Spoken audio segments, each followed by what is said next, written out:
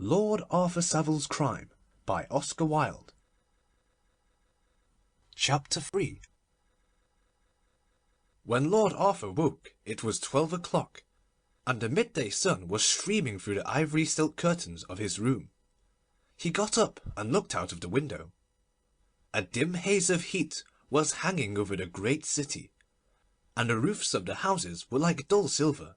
In the flickering green of the square below, some children were flitting about like white butterflies, and the pavement was crowded with people on their way to the park. Never had life seemed lovelier to him.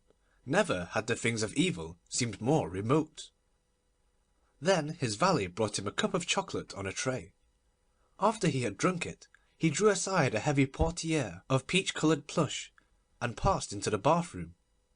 The light stole softly from above, through thin slabs of transparent onyx, and the water in the marble tank glimmered like a moonstone. He plunged hastily in, till the cool ripples touched throat and hair, and then dipped his head right under, as though he would have wiped away the stain of some shameful memory. When he stepped out he felt almost at peace. The exquisite physical conditions of the moment had dominated him, as indeed often happens in the case of very finely wrought natures, for the senses, like fire, can purify as well as destroy. After breakfast he flung himself down on a divan and lit a cigarette. On the mantel-shelf, framed in dainty old brocade, stood a large photograph of Sybil Merton, as he had seen her first at Lady Noel's ball. The small, exquisitely shaped head drooped slightly to one side, as though the thin reed-like throat could hardly bear the burden of so much beauty. The lips were slightly parted, and seemed made for sweet music, and all the tender purity of girlhood looked out in wonder from the dreaming eyes. With her soft clinging dress of crêpe de chine, and her large leaf-shaped fan, she looked like one of those delicate little figures men find in the olive woods near Tanagra, and there was a touch of Greek grace in her pose and attitude. Yet she was not petite. She was simply perfectly proportioned, a rare thing in an age when so many women are either over life-size or insignificant. Now, as Lord Arthur looked at her, he was filled with the terrible pity that is born of love. He felt that to marry her, with the doom of murder hanging over his head, would be a betrayal like that of Judas, a sin worse than any the Borgia had ever dreamed of. What happiness could there be for them, when at any moment he might be called upon to carry out the awful prophecy written in his hand? What manner of life would be theirs, while fate still held this fearful fortune in the scales? The marriage must be postponed, at all costs. Of this he was quite resolved. Ardently though he loved the girl, and the mere touch of her fingers, when they sat together, made each nerve of his body thrill with exquisite joy, he recognised none the less clearly where his duty lay, and was fully conscious of the fact that he had no right to marry until he had committed the murder.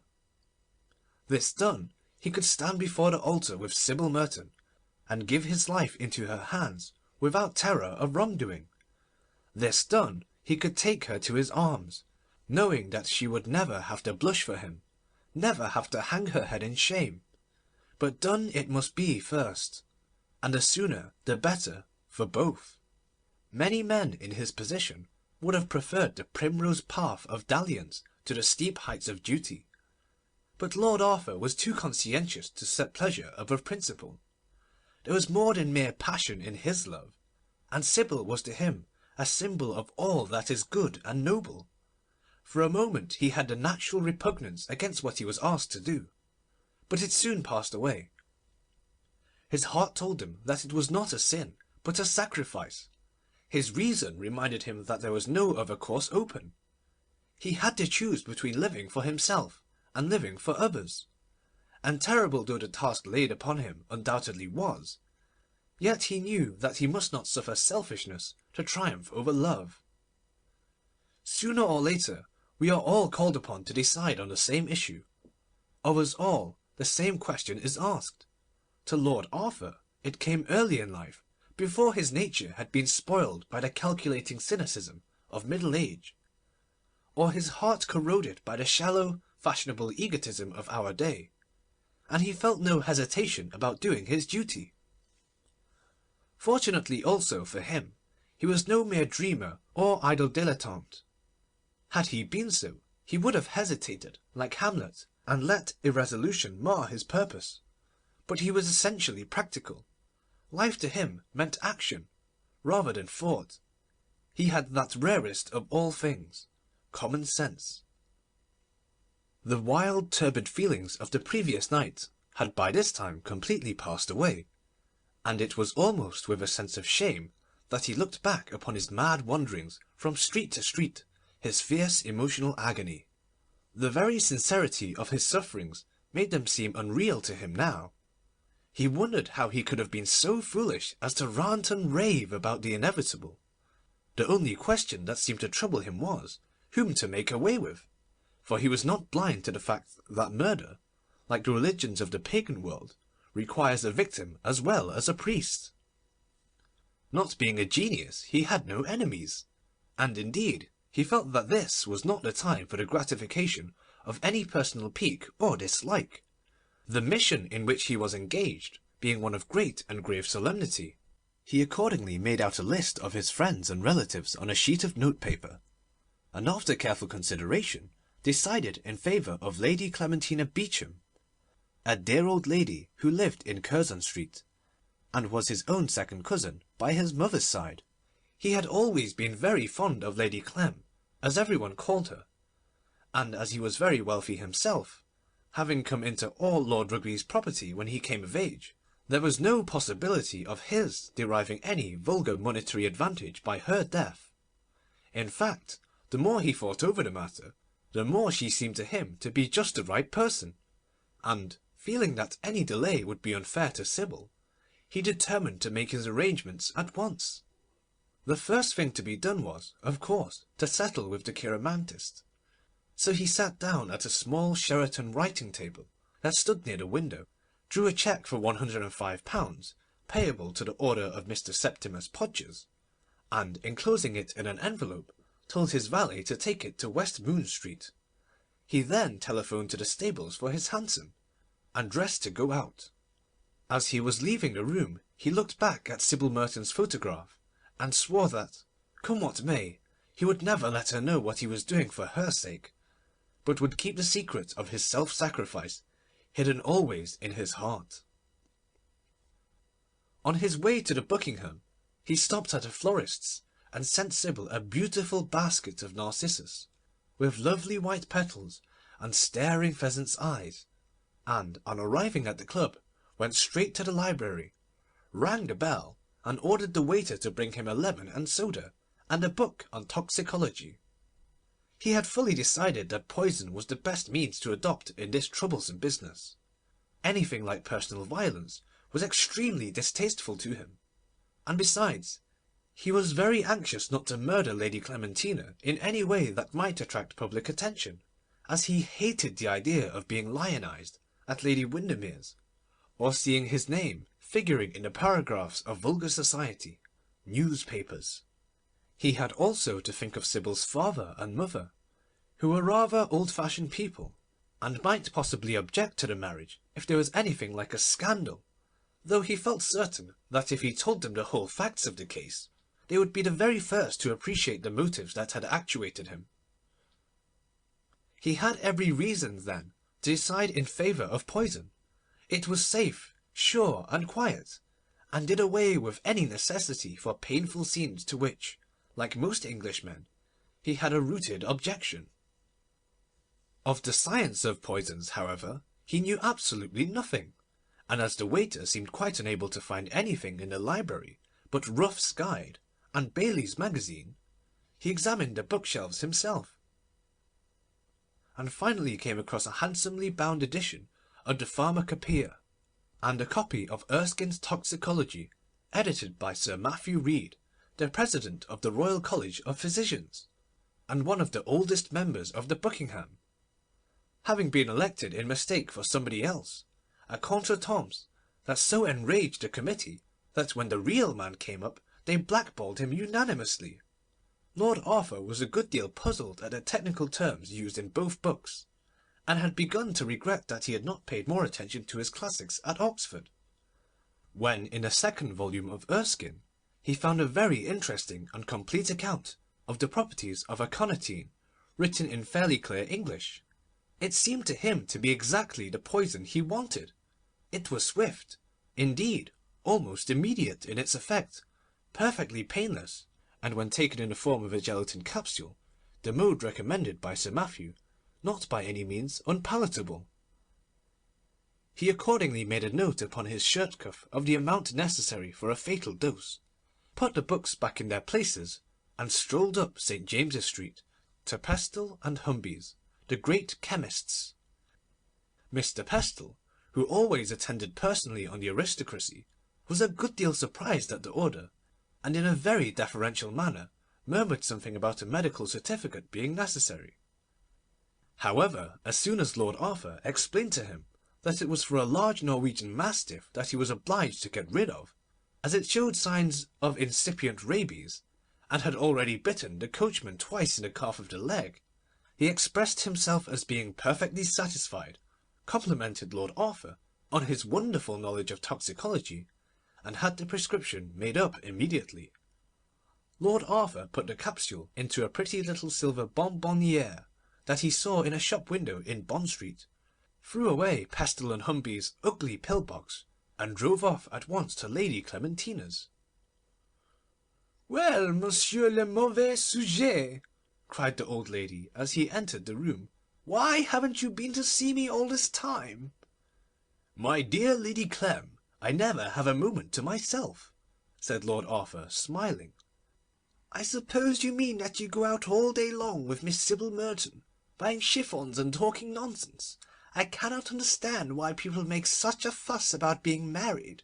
In my day we never dreamed of billing and cooing in public, or in private for that matter." "I assure you I have not seen Sybil for 24 hours, Lady Clem. As far as I can make out, she belongs entirely to her milliners." "Of course, that is the only reason you come to see an ugly old woman like myself. I wonder you men don't take warning. On a fait des folies pour moi. And here I am, a poor rheumatic creature, with a false front and a bad temper. Why, if it were not for dear Lady Jansen, who sends me all the worst French novels she can find, I don't think I could get through the day. Doctors are no use at all, except to get fees out of one. They can't even cure my heartburn." "I have brought you a cure for that, Lady Clem," said Lord Arthur gravely. "It is a wonderful thing, invented by an American." "I don't think I like American inventions, Arthur. I am quite sure I don't. I read some American novels lately, and they were quite nonsensical." "Oh, but there is no nonsense at all about this, Lady Clem. I assure you it is a perfect cure. You must promise to try it." And Lord Arthur brought a little box out of his pocket and handed it to her. "Well, the box is charming, Arthur. Is it really a present?" "That is very sweet of you. And is this the wonderful medicine? It looks like a bonbon. I'll take it at once." "Good heavens, Lady Clem!" cried Lord Arthur, catching hold of her hand. "You mustn't do anything of the kind. It is a homoeopathic medicine, and if you take it without having heartburn, it might do you no end of harm. Wait till you have an attack, and take it then. You will be astonished at the result." "I should like to take it now," said Lady Clementina, holding up to the light the little transparent capsule with its floating bubble of liquid aconitine. "I am sure it is delicious. The fact is that, though I hate doctors, I love medicines. However, I'll keep it till my next attack." "And when will that be?" asked Lord Arthur eagerly. "Will it be soon?" "I hope not for a week. I had a very bad time yesterday morning with it, but one never knows." "You are sure to have one before the end of the month, then, Lady Clem?" "I am afraid so. But how sympathetic you are to-day, Arthur! Really, Sybil has done you a great deal of good, and now you must run away, for I am dining with some very dull people, who won't talk scandal, and I know that if I don't get my sleep now, I shall never be able to keep awake during dinner. Good-bye, Arthur. Give my love to Sybil, and thank you so much for the American medicine." "You won't forget to take it, Lady Clem, will you?" said Lord Arthur, rising from his seat. "Of course I won't, you silly boy. I think it is most kind of you to think of me, and I shall write and tell you if I want any more." Lord Arthur left the house in high spirits, and with a feeling of immense relief. That night he had an interview with Sybil Merton. He told her how he had suddenly been placed in a position of terrible difficulty, from which neither honour nor duty would allow him to recede.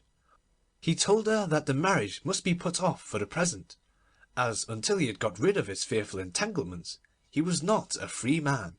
He implored her to trust him, and not to have any doubts about the future. Everything would come right, but patience was necessary. The scene took place in the conservatory of Mr. Merton's house, in Park Lane, where Lord Arthur had dined as usual. Sybil had never seemed more happy, and for a moment Lord Arthur had been tempted to play the coward's part, to write to Lady Clementina for the pill, and to let the marriage go on as if there was no such person as Mr. Podgers in the world. His better nature, however, soon asserted itself, and even when Sybil flung herself weeping into his arms, he did not falter. The beauty that stirred his senses had touched his conscience also. He felt that to wreck so fair a life for the sake of a few months' pleasure would be a wrong thing to do. He stayed with Sybil till nearly midnight, comforting her and being comforted in turn, and early the next morning he left for Venice, after writing a manly, firm letter to Mr. Merton about the necessary postponement of the marriage. Chapter 4. In Venice he met his brother, Lord Surbiton, who happened to have come over from Corfu in his yacht. The two young men spent a delightful fortnight together. In the morning they rowed on the Lido, or glided up and down the green canals in their long black gondola. In the afternoon they usually entertained visitors on the yacht, and in the evening they dined at Florian's, and smoked innumerable cigarettes on the piazza. Yet somehow Lord Arthur was not happy. Every day he studied the obituary in the Times, expecting to see a notice of Lady Clementina's death, but every day he was disappointed.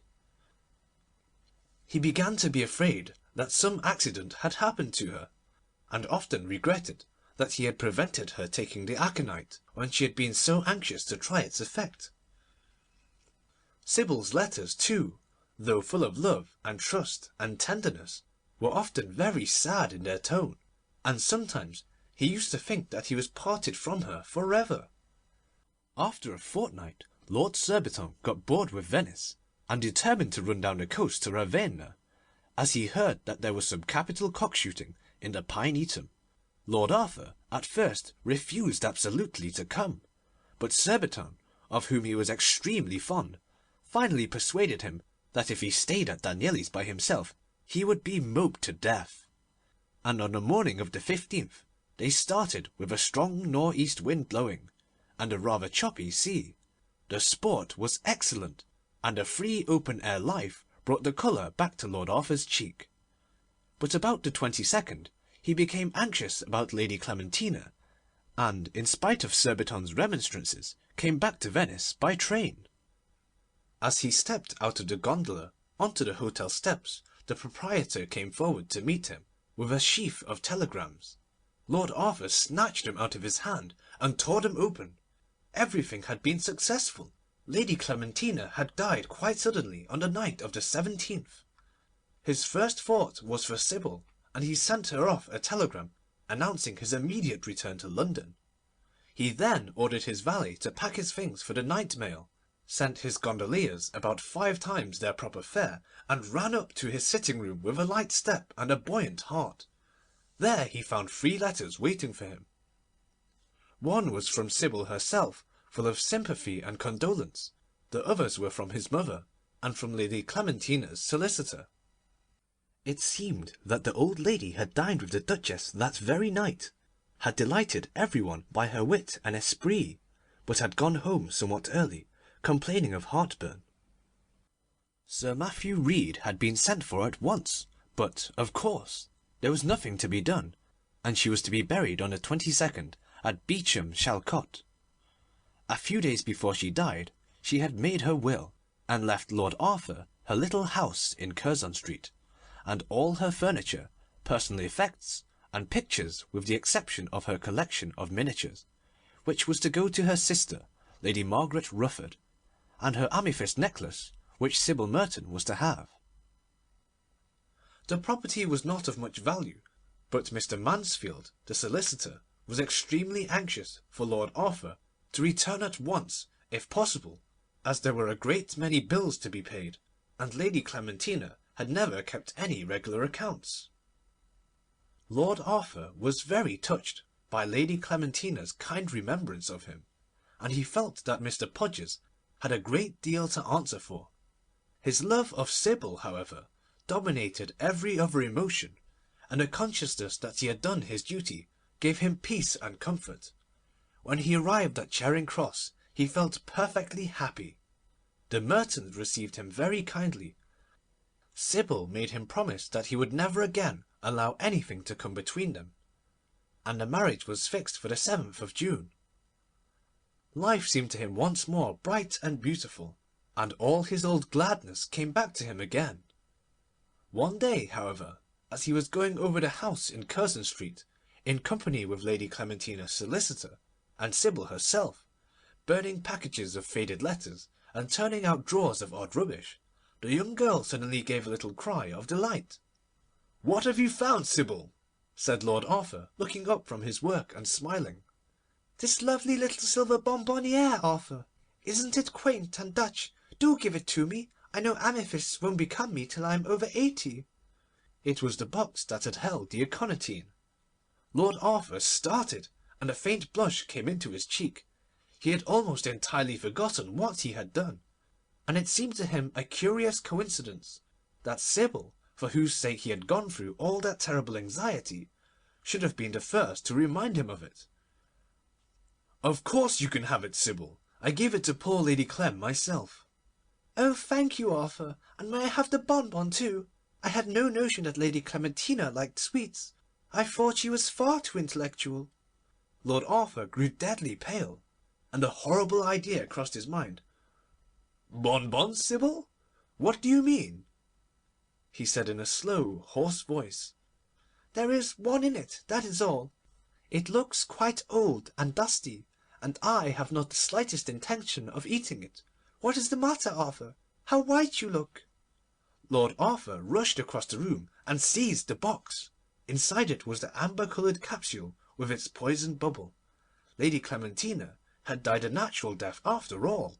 The shock of the discovery was almost too much for him. He flung the capsule into the fire, and sank on the sofa with a cry of despair.